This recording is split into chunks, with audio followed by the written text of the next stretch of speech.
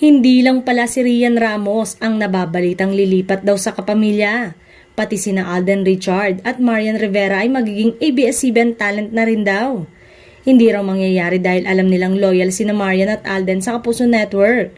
Dagdag pa ng dumepensa kina Alden at Marian kung ang balitang ito ang makakapagpasaya sa nagsimula sa balita. Ipagpatuloy niya lang, lalo na kung ang intensyon nito ay mabash ang dalawa.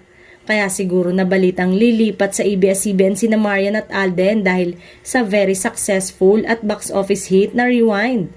Sa kaso naman ni Alden, dahil siguro sa nadadalas ang guesting niya sa show ng kapamilya gaya ng It's Showtime at Asa, pero para mag-promote ng Hello Love Again, movie nila ni Catherine Bernardo na showing na sa November 13.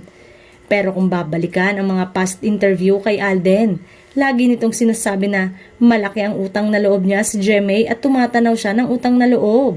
Sa kaso naman ni Rian, nakita raw ang aktres sa bakuran ng ABS-CBN kaya lumutang ang balitang lipatan. Humihingi ng ebidensya ang fan ni Rian. Ayon naman sa team ni Rian at hindi pa raw malinaw ang balitang ito. Nakakahiya raw sa Kapuso ang balitang ito knowing na hindi naman pinababayaan ng aktres pagdating sa project. In fact, pagkatapos ng special role ni Rian sa Pulang Araw, kasama naman siya sa cast ng Encantadia, The Last Chronicle at maganda ang kanyang role sa ibinabalik na series.